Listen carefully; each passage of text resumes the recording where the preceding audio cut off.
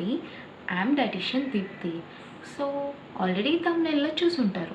ఈరోజు ఏం మాట్లాడుకోబోతున్నాం మనం అంటే remaining lifestyle correcting factors like stress management, physical activity, environmental issues, immunization and preventive care, and also about hygiene and sanitization, and also about smoking, tobacco and alcohol, caffeine related things.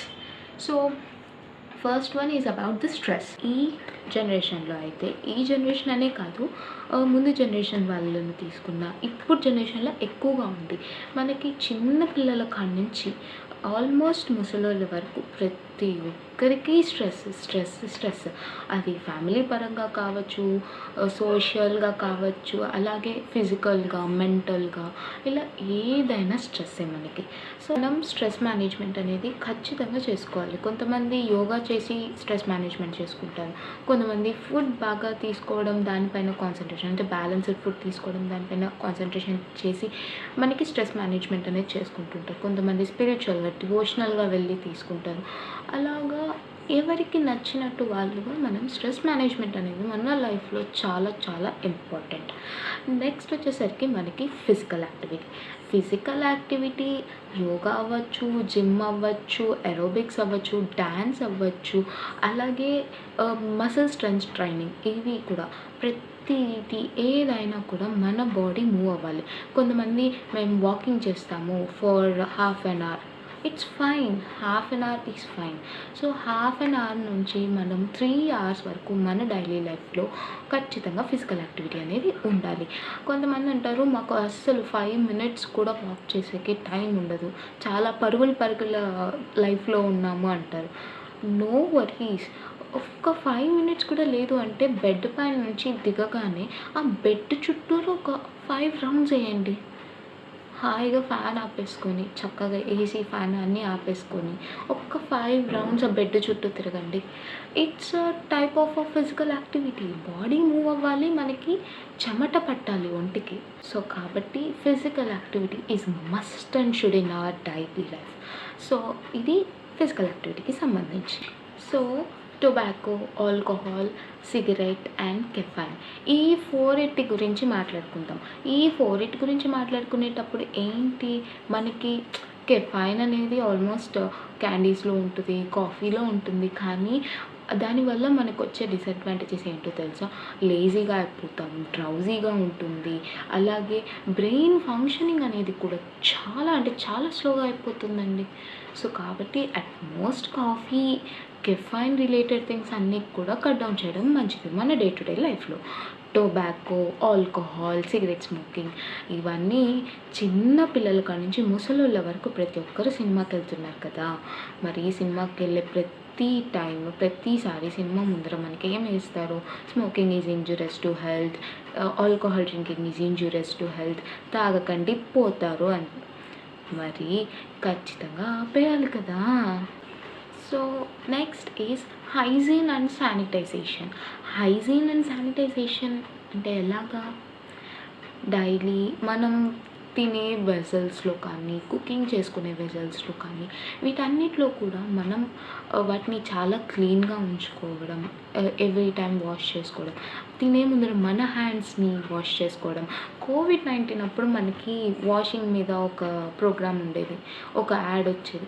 So అలాగా ప్రతిదీ కూడా మనం up to hear we have to wash our hands at every time. మనం తినే ప్రతిసారి wash చేసుకోవాలి.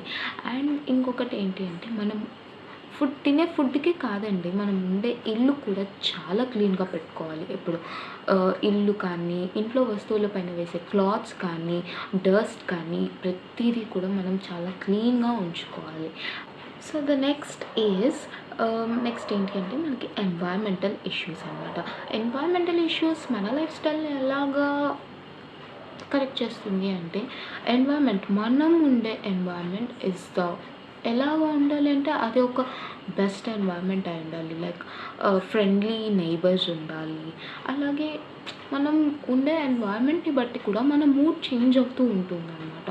So అందుకే చెప్తూ ఉంటారు ఎవరైనా, నాకు మూడ్ బాలేదు, హెడేక్‌గా ఉంది అంటే, అలా పార్క్‌కి వెళ్ళి తిరిగి రాపో, అలా బయటెళ్ళి తిరిగి రాపో అంటుంటారు కదా!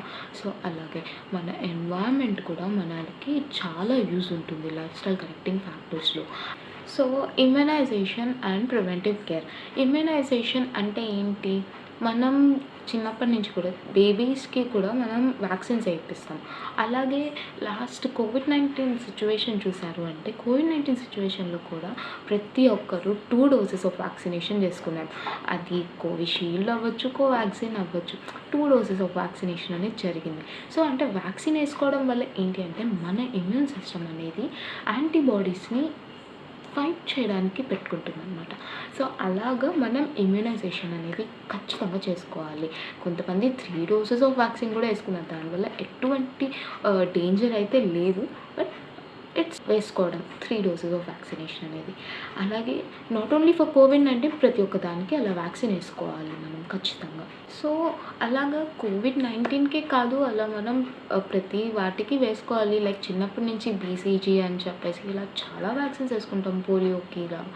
సో కాబట్టి అలాగే ప్రివెంటివ్ కేర్. ప్రివెంటివ్ కేర్ అంటే ఏంటి అంటే, రాకుండానే ముందు జాగ్రత్తలు తీసుకోవడం. అది దానికి సపోర్ట్‌గానే ఈ బ్యాలెన్స్డ్ డైట్ కానీ, ఫిజికల్ యాక్టివిటీ కానీ, స్ట్రెస్ మేనేజ్మెంట్ కానీ, స్లీపింగ్ ప్యాటర్న్స్ కానీ, ఇప్పుడు చెప్పిన ప్రతీది కూడా ఈ ప్రివెంటివ్ కేర్‌లోనే ఒక పార్ట్ అన్నమాట. సో కాబట్టి ఖచ్చితంగా ప్రివెంటివ్ కేర్ అనేది కూడా చాలా ఇంపార్టెంట్ మనకి. ఇప్పటి వరకు నేను చెప్పిన ఈ లైఫ్ స్టైల్ ఫ్యాక్టర్స్ అనేటివి ద మేజర్ వన్. సో ఇంకా చాలా ఉన్నాయి, బట్ ఇవి ద మేజర్ వన్. ఇవి ఫాలో అయితే set. Life style correcting factors గురించి చూసాం. మరి బ్యాలెన్స్డ్ న్యూట్రిషన్ అంటే ఏంటి? మన ఫుడ్ ప్లేట్ ఎలా ఉండాలి? ఎలా వెజిటబుల్స్ తీసుకోవాలి? ఎలా గ్రీన్ లీఫీ వెజిటబుల్స్ తీసుకోవాలి? ఏ టైంలో ఫ్రూట్స్ తీసుకోవాలి? ఇలా చాలా ఉన్నాయి కదా! వీటి గురించి నెక్స్ట్ ఎపిసోడ్‌లో మాట్లాడుకుందాం. So until then, stay tuned to my YouTube channel for upcoming interesting videos. So do like, share and subscribe to my YouTube channel, and also follow my Instagram page for the more updates. Thank you. Bye bye.